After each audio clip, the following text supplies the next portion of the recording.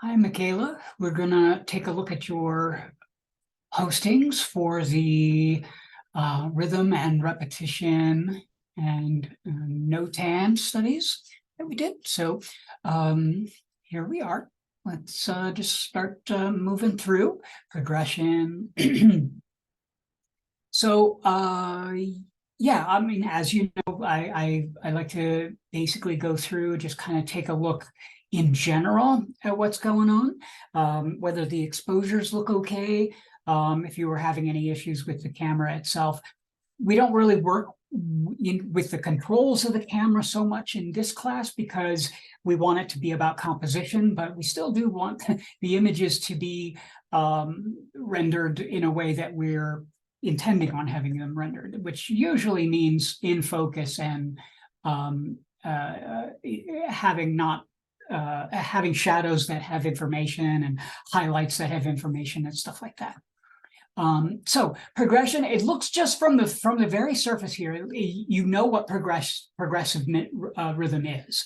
It's a repetition that either escalates or de-escalates. That's really what it is. So it's a repetition where the change in that repetition progressively goes in one direction, gets longer and longer and longer, or shorter and shorter and shorter. That's progression, right?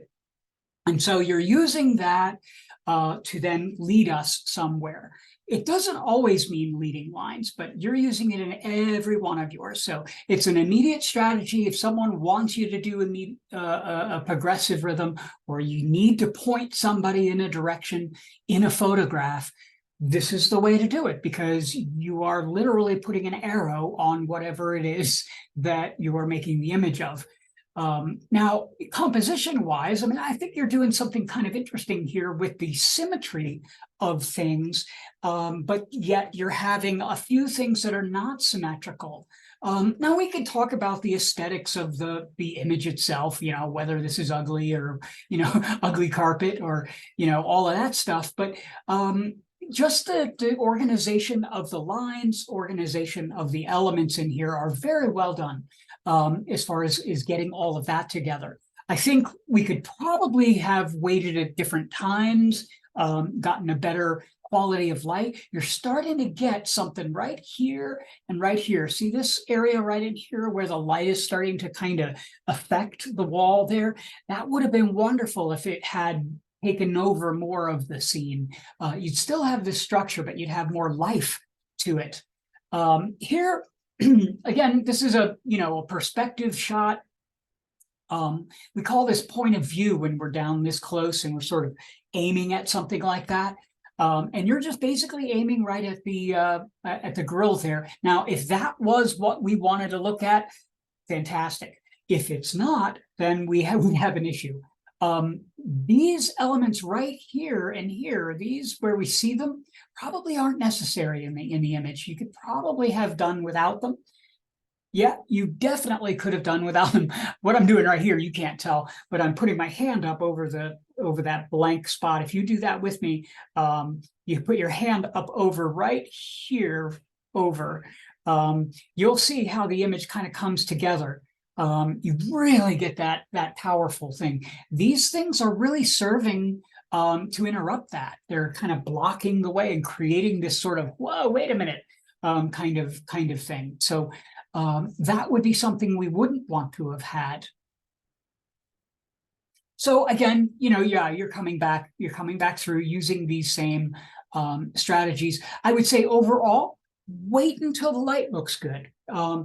There is where all of your imagery is going to improve, is explore different times of day, explore various angles of light, look at the shadows. How are they behaving? Are they soft on the edge? Are they crisp? All of that kind of stuff, because those things give a sort of energy to the composition, whereas otherwise it's just a formal geometric pattern that you're creating. So that's how you can kind of accelerate the kind of energy in there. This one, it got a little away from you in terms of the camera shake. What we're seeing here is a little bit of where the camera is. You're moving the camera a little bit. This happens when you have lower light levels, and the camera's in focus, but you're slightly moving, or the object might be slightly moving. Either way, you're getting motion, what's called motion blur. It's not out of focus, it's just blurry from the motion, just so slightly. It's not terribly, but just so slightly. Like I said, I think you have the idea of the rhythms down. It just really comes down to exploring a variety of interesting and compelling ways to use it. And some of your images do, and some of your images are, I mean, more just about like a texture or a sample of a pattern or something like that, which is fine if that is where your photography is going to wind up. But let's play around a little bit, you know, play around a little bit with focus. This is a really kind of an interesting recomposition of an art form. These are the kinds of things that you can do. I know you have the kind of ability to take something rather ordinary like this and sort of transform it into something magnificently beautiful. When we move to the shadows, that's exactly what I was hoping everybody was going to do, is to take it to more of an energy level, bring up the sort of I guess thoughtfulness, bring up the thoughtfulness. That doesn't sound right, but to sort of provoke you guys into starting to think about subject as a means to get to what you are communicating, not as the thing itself. So for instance, the object is irrelevant. So if you're taking a picture of a tree is not, we're better off looking at the tree directly. The tree in its existence, in its reality, in its nature, that's the better way to experience a tree. Now, if we are using the tree, if we're using the form of the tree, the way that the light is behaving on the tree to communicate something, that's a whole nother thing. And that's what we're attempting to do here with some of these shadows, shots and some of the spaces in between and so on and so forth. So when I'm saying that the subject is secondary mostly, it's because the subject itself is better off experienced in its own reality. So that, because that's the object, you can't get any more clear than that.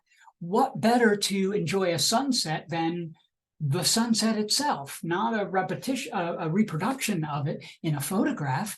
But being there, you can't reproduce that in a photograph, but you can use that to refer to something that is really important to you. So that's what we're getting at here. And again, you are using a wonderful sort of, what I'm going to just sort of presume is an intuitive sort of tendency toward using this entire picture plane. These images feels very natural to me, meaning it doesn't feel like you are attempting to compose. It feels like you are simply observing things and the camera happened to be there. These seem more like observations than careful constructions. You'll know when you see those, but these images are much more sort of free. They're much more uninhibited than some other images that we see where it just feels so tight. It seems so controlled. I'm not really talking about your images. I'm talking about other images that we see. Again, this right here, I keep saying again, I see this here, and we probably don't need it. What we're really interested in is this stuff right here. Bear in mind, photography is the reductive process. We've said that many times, and it's worth repeating over and over. It's a reductive process. Now, I think the clouds are probably relevant.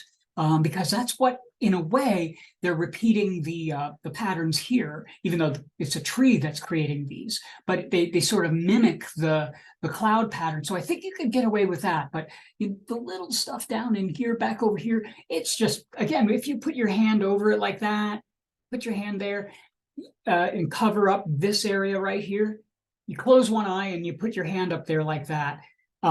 What's going to happen is you're going to see how much more clean the scene looks, how much more easily you can get into a space like this. That's really where we want to go.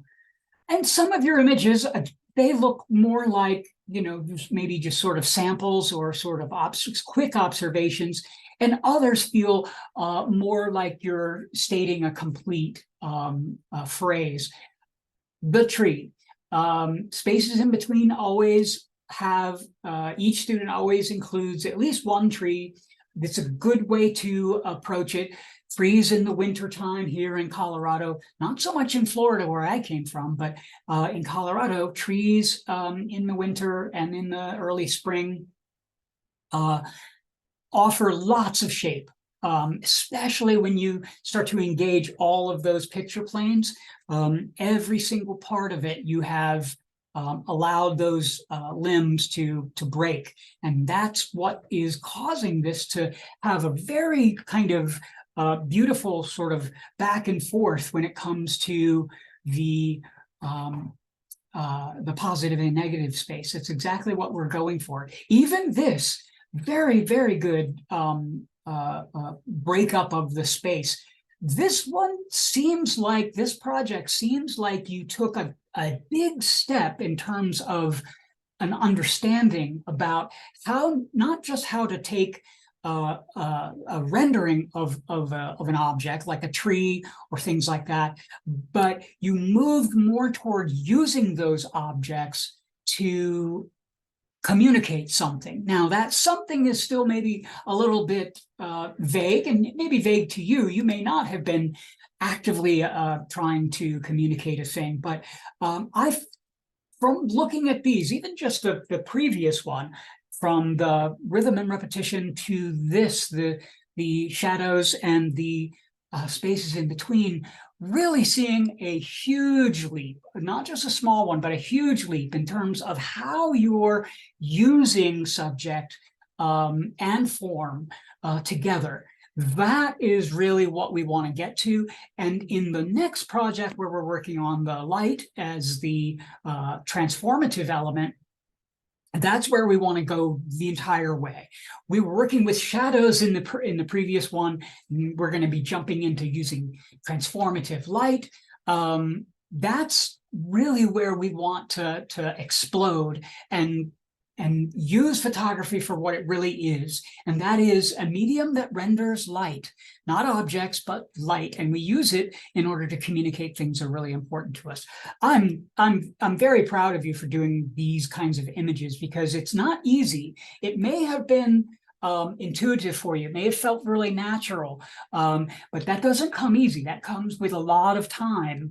And so you did an excellent job there. Hopefully you've tuned into something that, that you feel good about, because I'd like to see you explore these even more. That would be fantastic. So we'll see you in the studio, and I look forward to more images. All right, bye now.